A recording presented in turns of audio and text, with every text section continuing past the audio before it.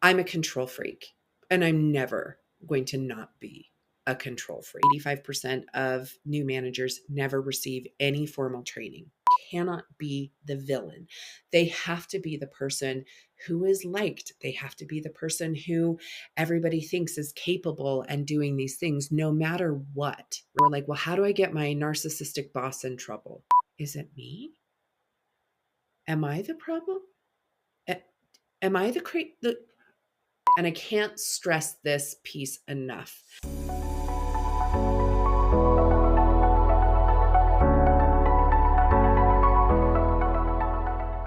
Welcome to Loud and Lifted. I'm your host, Betsy Ham. Today's episode is for anyone who's ever opened their laptop and thought, great, what flavor of chaos are we dealing with today?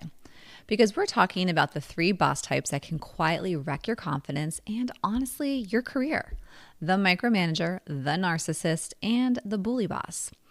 I'm joined by Lynda Harvey. You might know her as the management guru from TikTok. And her mission is simple. She wants to help you lead, speak fluent corporate, and protect your peace at work without losing your edge. We dig into why this is so common. Hint, most new managers never actually get formal training. And what you can actually do when your boss is making work feel impossible. From practical train your boss moves to documentation strategies to knowing when the healthiest option is just a clean exit. Let's get into it. Welcome to Loud and Lifted. Lynda Harvey, thank you so much for being here.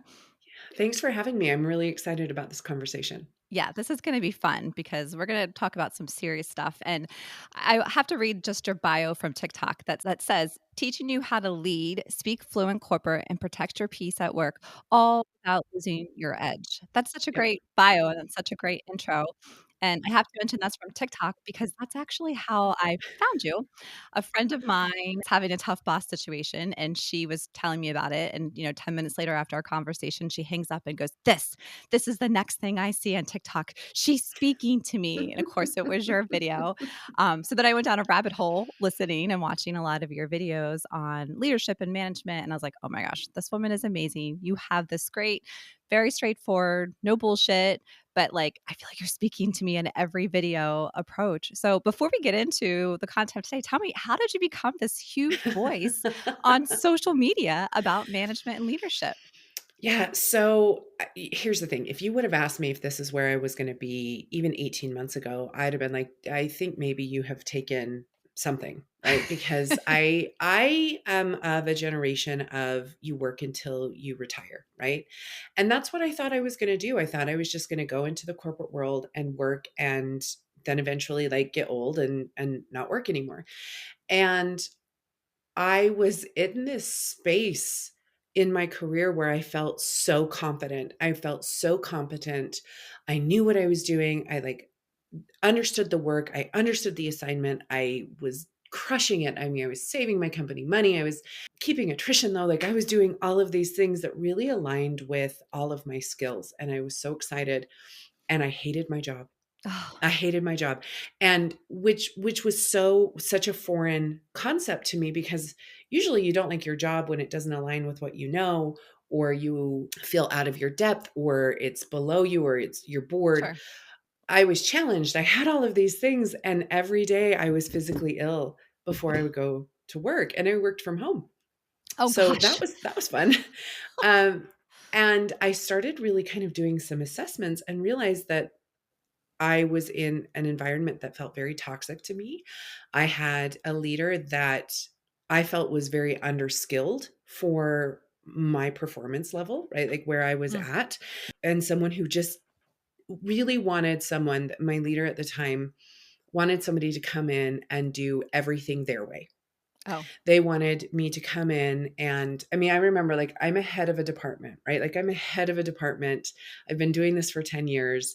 I had saved the company over $600,000 in my first 6 months. oh I my had gosh. taken attrition from 10% to 1%. I mean, no Your small numbers were feats. there. I'm not talking I was just magnetic in a room. I was good at what I was doing. And I had this boss who was like, well, your staff meetings are too long. You need to have 2 30-minute staff meetings. And if you're not presenting a slide deck in your staff meetings are not effective. Hmm. And I'm like, you don't even come to my staff meetings. Like, why do I need to make this change? Well, that's how I do it. Oh. That's what I think is Oh. the most effective, right? Yep. And here's the thing. I came up in customer service organizations. I was building and scaling customer service organizations. That's full of humans who just want to be emotionally supported. Sure. They don't love the quick hits, right? My leader came up through sales organizations and could not see the difference between like what you are used to doing and what I am good at doing. And it was everything. Everything was, well, you didn't do it this way, and this is how I would have done it. Oof. And it's like, You're paying me for a reason. yeah, you like, I did at one point in time, I said with this person, I'm like, you don't need me in this role. You just need somebody who's going to take whatever order you give and execute whatever order that you give. That's not me. Oh no, I do need somebody in this role. I do need a dynamic thinker. I just need them to think the way that I think. And I thought, again, you don't need me. So, and I'm a very type A personality. I've got to have a plan. I've got to know what's going on. Like, I'm very structured. And I quit. I quit without a backup plan. I mean, I quit. I had just moved back into the country because my job told me I had to be back in the country. I moved back into the country for my job. I was living in an Airbnb. I had not signed a permanent lease to where I was going next. And I quit my job. My husband was in the process of finding work. I have 2 teenagers and I quit my job. Oh my That gosh. is how desperate I felt to get out of this environment. And I remember at the time thinking, if I could just recommit, if I could just focus differently, if I could just show up this way, if I could just do these things. And it just wasn't right. It just was not the right fit for me. And so I started my own company and I went out to try and train managers because I felt like my experience came from a manager who just was not trained. Sure. I came from a manager that just didn't have the skills to deal with different types of personalities or different kinds of performers. And I started my company and I was not getting enough traction. And so in May of this year, I went to TikTok. It was after the ban. Like, it came back, like, this has been a whirlwind for me. And I just start putting out content, hoping that people would feel seen and not feel so alone and not feel like they were taking crazy pills when they couldn't understand why they were so miserable at work. Well, you are totally killing it. And I think you have like over 500,000 people following you between TikTok and Instagram. So it's almost 700,000. Oh, so geez. it's it's been 750 doing then. It's been doing really, really well. That's amazing. Well, and like you said, and I mentioned, it's your approach, and you talk about things that people don't always want to talk about. And I think part of the issue in our world is we get so focused on results that we don't focus on the people piece of it. And people may be really good at a job, but that doesn't mean they're good at managing people. And that's very different. It's a different skill set. And I think we, as a lot of organizations, don't do a good job of making sure managers are supported or trained or coached along the way, because that manager should have been kicked the first time they said, well, you're not doing it the way I would do it. It's like, oh my gosh, that's a major red flag. Yeah. So that's awesome. So I love that you're doing this. So let's dig into some of these bad bosses of, what does it look like, and how do you not support that? How do you deal with that when you're on the receiving end? And I mean, perfect setup, the micromanager, which is clearly the one that pushed you over the edge and caused you to rage quit. So first and foremost, I think it's really important, and you touched on it, like, so many individual contributors. So our ICs in the organization are great at their jobs, like promoted into management. And there's a staggering statistic of 85% of new managers never receive any formal training, which is just jarring. And so many organizations no longer even offer, they don't even have in-house learning and development, let alone hiring like external companies. And the first thing that's cut in the budget, and before they even cut travel, they're cutting training budgets. Right. So you have all of these people who go into these roles, they get into these roles and they just mimic what they've seen, right? Sure. They're just like, my old boss did it this way, whether it's good or bad, right? Because again, most of these people who are individual contributors, were never really managed. Mm. They were high performers. They were good at their job. They showed up and did the work. They showed up and did all of these things because they were invested in whatever it is that they were doing, or they have this innate sense of performance, right? Sure. And so they go into these roles, and that is where so many of these bad managers are born. But then they just do all of these things, and they manage the way that they saw, or the way that they think they're supposed to do it. Or, oh, well, if I bring down the hammer, then this is what a manager does, because I'm a boss, right? Right. Because again, they've never experienced this. So this is where so many micromanagers are born, Mm. because they were a high performer and they saw results, and then they were promoted into this role. So obviously they were doing something right.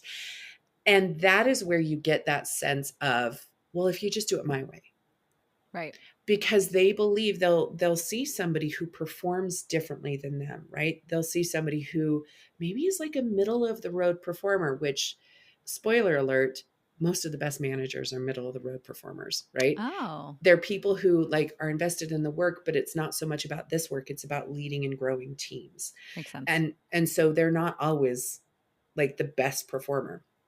But these high performers who are now managers are like, well, I wouldn't do it this way. And you have to do it this way, because they have never had to experience a pivot. Mm. They've always been on that trajectory of like, I'm just really good at what I do, and I don't have a lot of setbacks, and I just kind of go forward. Right. And so that's how they feel like they have to manage their team. And then when they have these people who perform differently than they do, they are so concerned with failure, which again is not a familiar feeling for them. They're just like, nope, you've got to do it this way. You've got to come in and you've got to do it this way. And this is the only way that you can do it. And that's seated in like a really deep, dark place of mistrust. It's really Oh, because they don't trust their individuals to do things different, because they don't understand those things, right? interesting. So that's how a lot of micromanagers are born. And, they'll say the words that I love to hear them use. Well, I'm a perfectionist, right? Right. I'm like, welcome to business. There's no such thing as perfect. Right.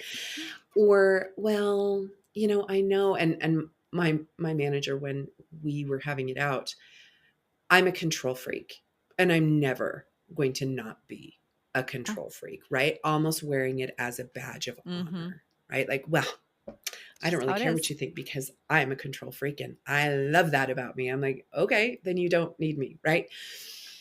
But that's where so much of it is, where people are saying it, but really it comes from a place of trust. So micromanagers don't trust you to show up. Micromanagers don't trust your process. Mm. Micromanagers live in this environment of mistrust, right?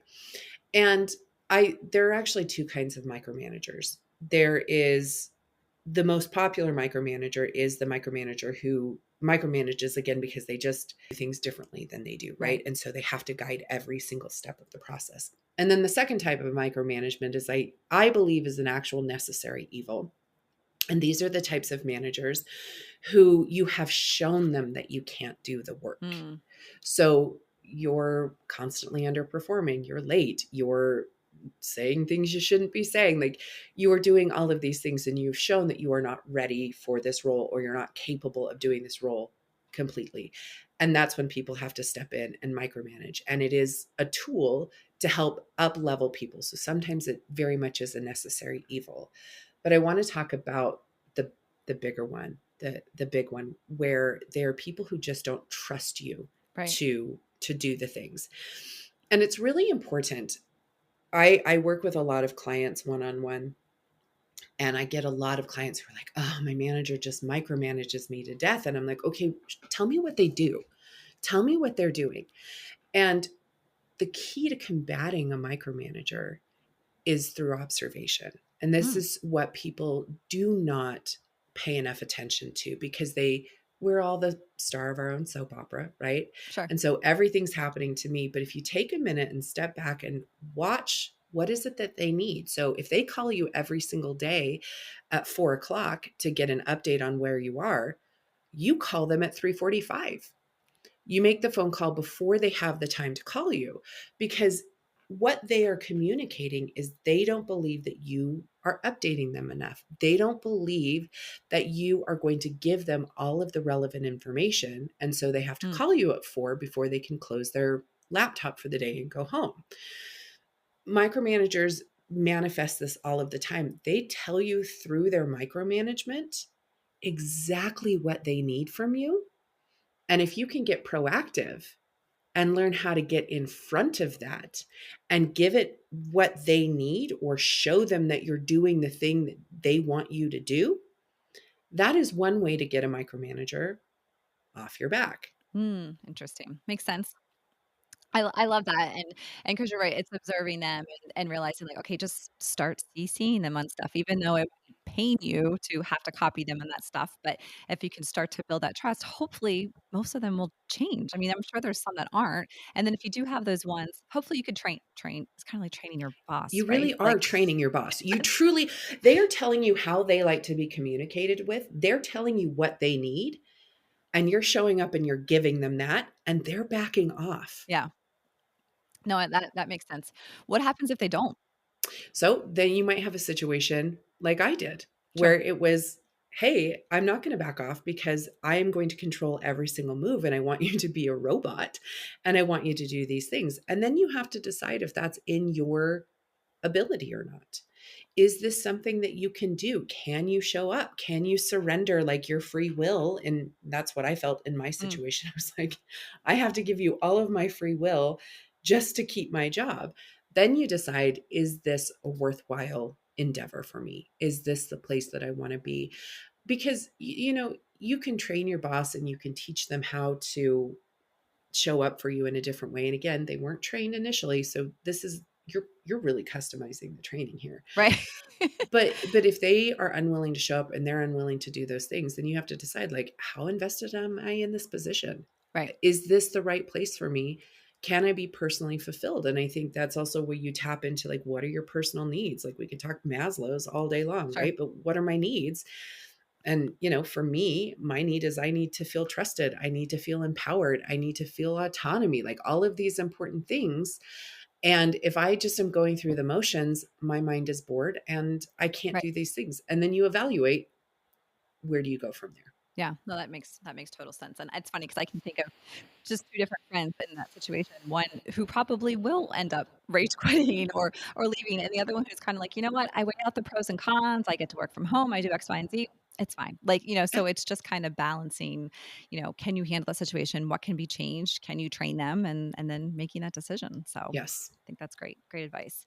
All right, let's talk about another one that I feel like we don't talk about a lot, and that's a narcissistic boss. And you had some great commentary, especially around women, which is Mhm. so true because you say a narcissist, I don't know why I'm stereotypical. I think of a man. But how about when you have a narcissistic woman boss? How does that look and how do we handle that?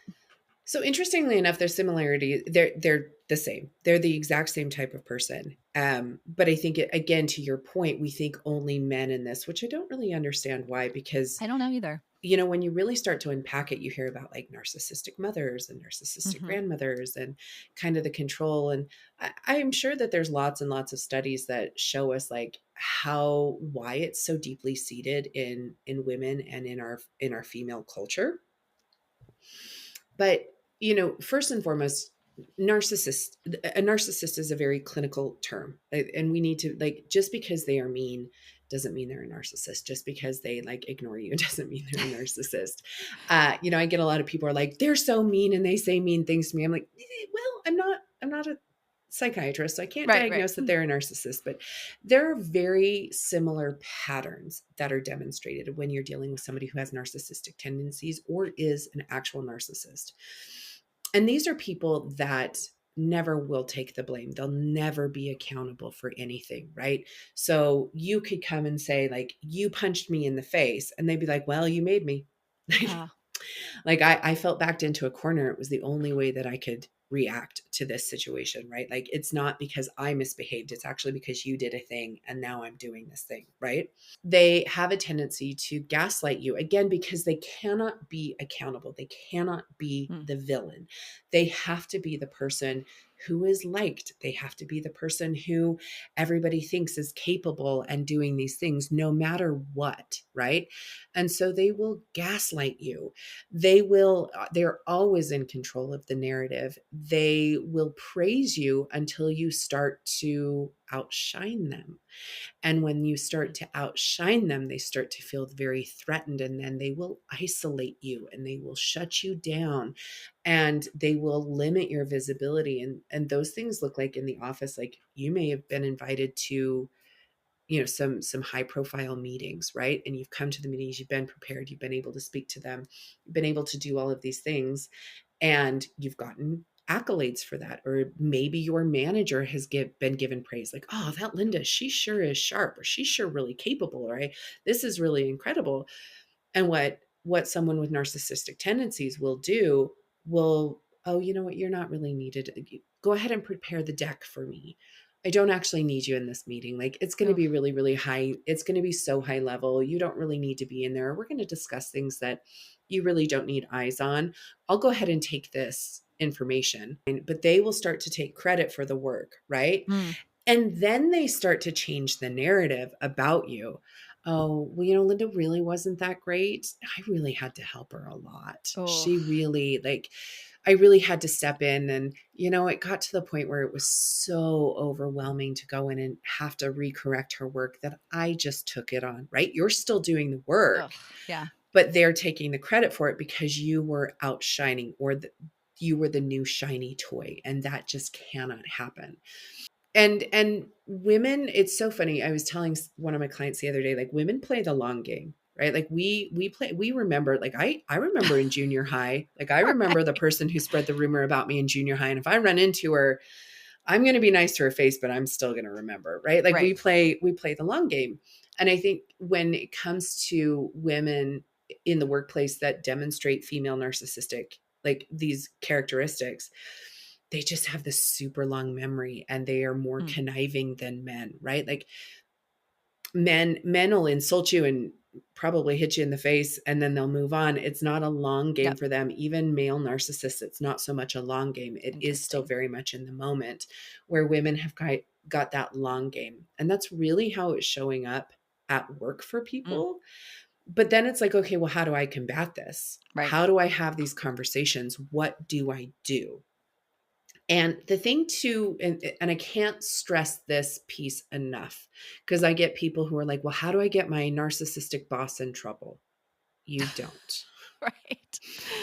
You do not get them in trouble. The reason they are in the position that they are in is they have learned how to navigate the politics. That's Mm. all it is, right? Yeah. They've learned to navigate the politics. They tell a compelling story to the people who are signing the checks. You cannot get them in trouble. Mm. So it's not about trying to get them in trouble or highlight who they are. It's about navigating them and protecting yourself and figuring out how to get out from underneath, because that is not a sustainable environment, Mm. right? No. And truthfully, like, I'm sure many therapists would say it's just like any abusive relationship. True. Like, you're not meant to be in those you're not meant to be in them at all, but you are not meant to be in them long term. Think of this as an abusive relationship, and you need to learn how do you survive so you can protect yourself, protect your peace, and make an exit plan. Mm. And you do things like not reacting, not engaging. There's a theory called the gray rock theory, where it's just, you just don't give anything. So they come and try and bait you with, oh, you look really tired today. Oh, I do? That's weird. Yeah, like, you look really tired. Why are you so tired? I didn't really, why would you say I look tired? Well, your hair's a mess. Oh, that's weird. I haven't even looked in the mirror today. Right? Like, you are Oh, not so giving unbothered. anything, because what they're trying to do, and they feed on the chaos and they feed on the drama, and they're just trying to hook you. They're just Mm-hmm. trying to hook you into this conversation. So how can you not do that? Or it's like, I talk a lot about, like, it's a calm approach, right? Like, you look them in the eye, good morning, hello, and you move on, right? It gives them a sense of stability. So you create the sense of stability, but you don't react. If they're blowing up in a meeting, it's, okay, I hear what you're saying. This is the next plan. It's all about keeping your cool Mm, and staying very like detachment is the key in this. And just it's not working. Like you're still going to work. You're just not emotionally investing, sure. and you're not allowing them to emotionally invest, like take from you. And then it's about documentation, right? Mm, If you are in a situation where you're feeling gaslit, every conversation you should send follow-up notes. Hey, this is what I took from the conversation. Let me know if I missed anything, right? And it's not about getting their validation. It's about, hey, this is what I took from the conversation. This is what I have. Let me know, right? And when they come and change the story on you, you then have a piece of documentation where you go, nope, here's actually, this was the direction we were given. Can you show me when this changed? Can you help me mm, understand, right?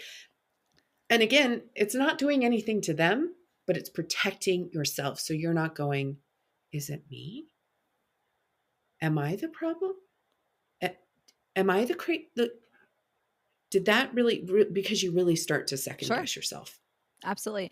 No, that makes sense. And I love the documentation because I think we think about that from the manager perspective. Like, oh, if I have an employee who's struggling, I'm going to document, hey, this is what we talked about, just to make sure communication's clear. But I love that from the employee standpoint where it's, it's not to be snarky, it's not to be whatever, but it's like, let's just make sure we're on the same page. And oh, by the way, 2 weeks ago, we said this and now you're changing direction. So I love the documentating part of that. I'm sure some people would be offended or start to kind of like see that, but maybe that would slightly change something. Probably not with a narcissist, but I love that protecting yourself because I luckily have never had a boss like that, but I've seen other bosses like that in a bigger organization and they're really good at manipulation, right? So to your point, they're not going to change, number 1, and number 2, they're probably not going to get called out for it, and they're sometimes at the highest levels of organization. So protecting yourself and not engaging, I think, is just amazing advice, and just trying to be chill and calm, which you're probably raging inside. But,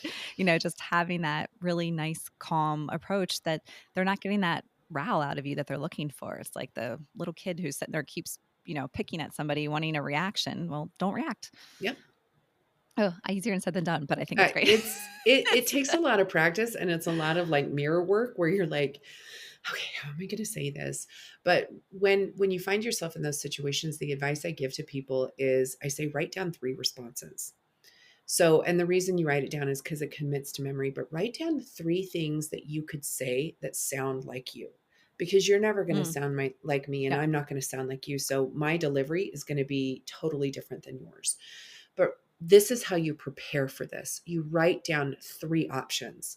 So you always have something to pick from, but it's already part of who you are, and it's Yeah. part of the conversation, and it sounds like you. And if you practice those things, then because so often people are shocked, right? They're like, I can't believe somebody just yelled at me. I'm at work and I can't believe this just happened. And they go Sure. into like stunned mode. But if you've already prepared for this and you already have your response handy, it flows. Right.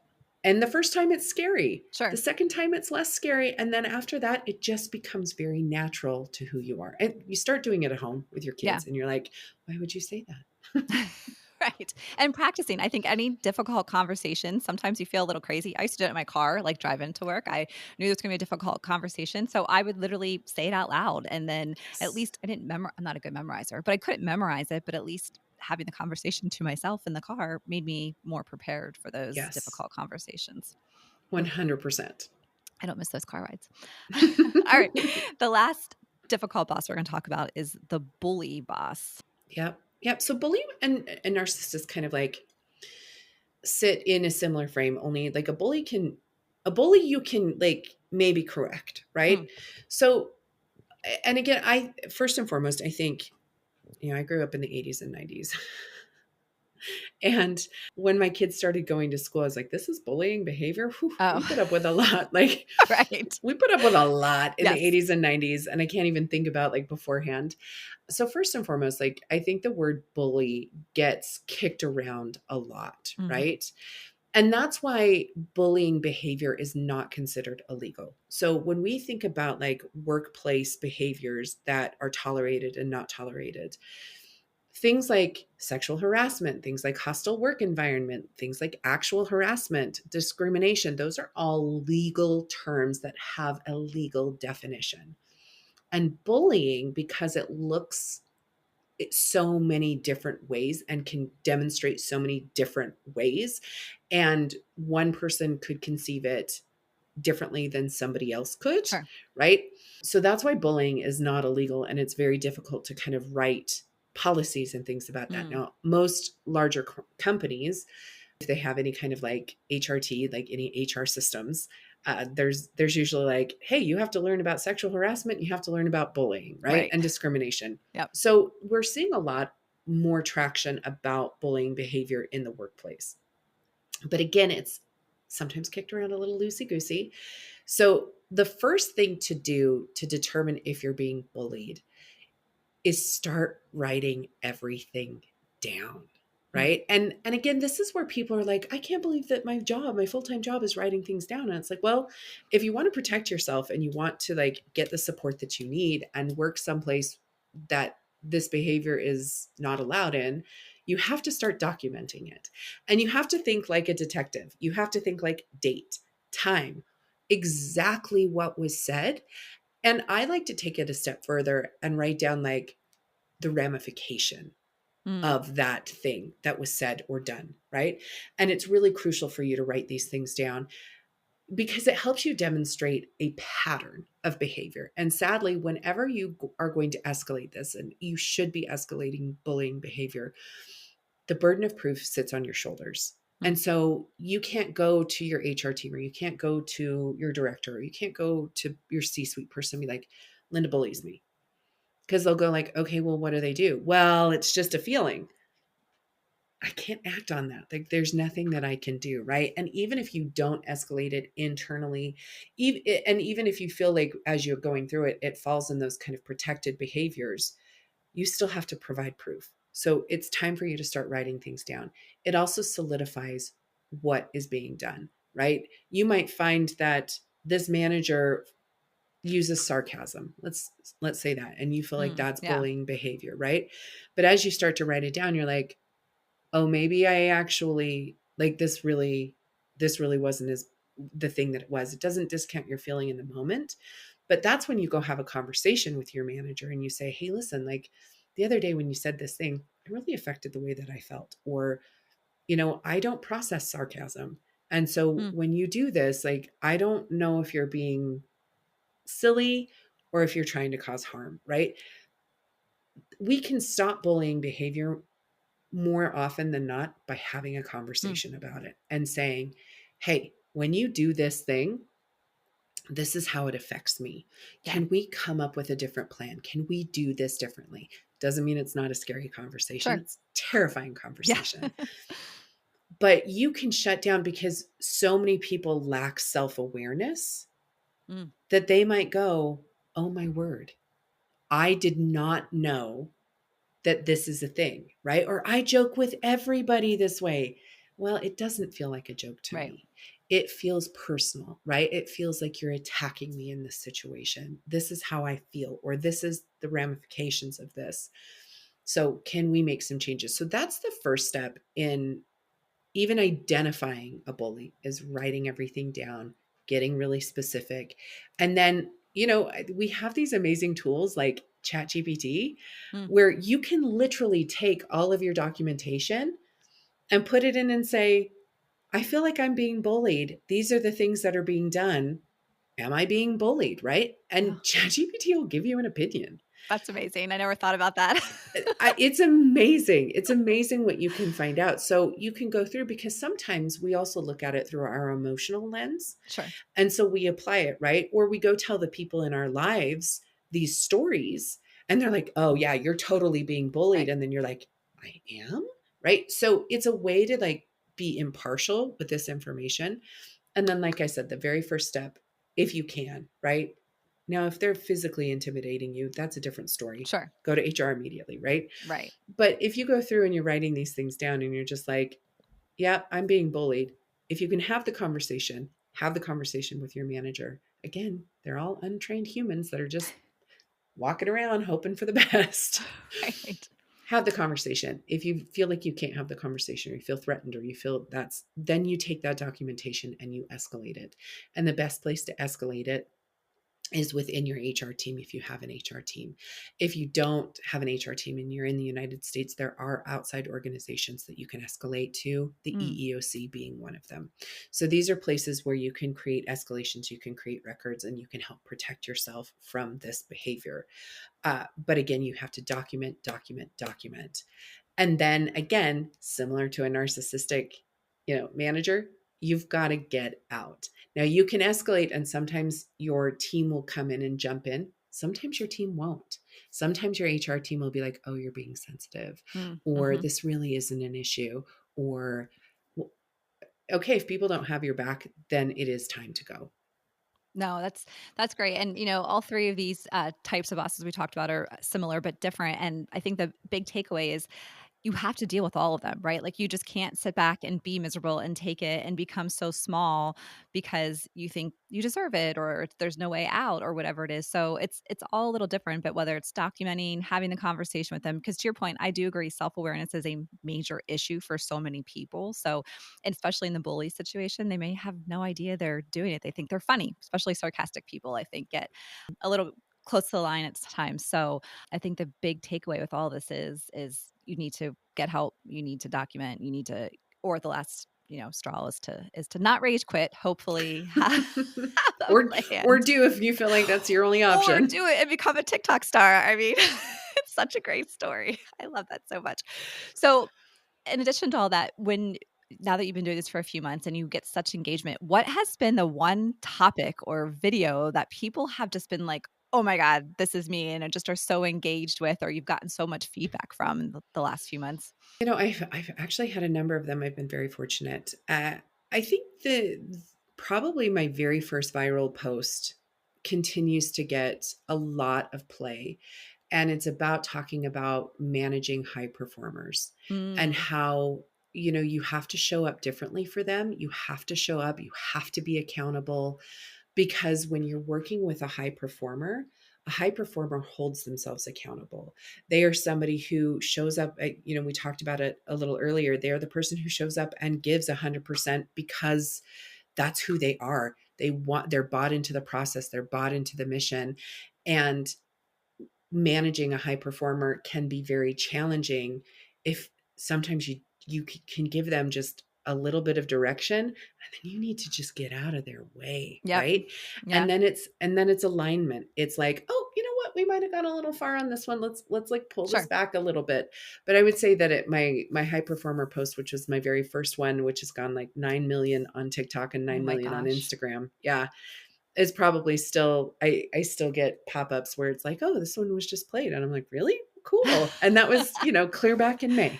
Yeah, that's amazing. And yeah, we could talk all day about the different challenges of that. But I think the whole other piece of being a manager too is you can't treat everyone the same, right? Like you Nope. have to support everyone on your team differently. And I just would always crack up when I would have one-on-ones and the difference in the conversations was just insane. Like some people needed more hand holding and more details and let's go through a to-do list and like painful details because I'm not a detailed person.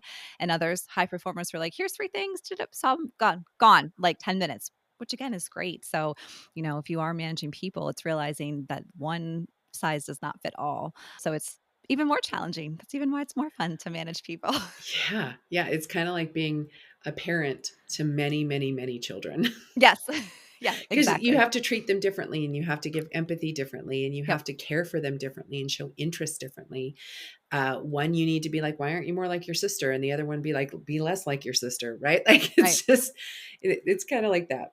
That's awesome. Well, this has been amazing advice. If people want to connect with you and be one, hopefully let's get you to 1 million followers in the next few months. So where can they find you? Yeah, you can find me on TikTok and Instagram and Facebook. And I mean, you can find me also on LinkedIn, but it's Lynda Leads. Lynda is with a Y, and Lynda.leads on all of those platforms. And on LinkedIn, it's Lynda, again with a Y, Harvey. And I use the same picture, so I'm easily Nice. identifiable Smart. across all the platforms. That's amazing. Well, Linda, thank you so much for being here. We greatly appreciate your insights. Thank you so much. It was fun. All right. I love this conversation with Linda because it wasn't just here's what's wrong, it was here's what to do next. If you're dealing with a micromanager, you heard how much of it comes down to trust and how getting proactive can sometimes shift the dynamic.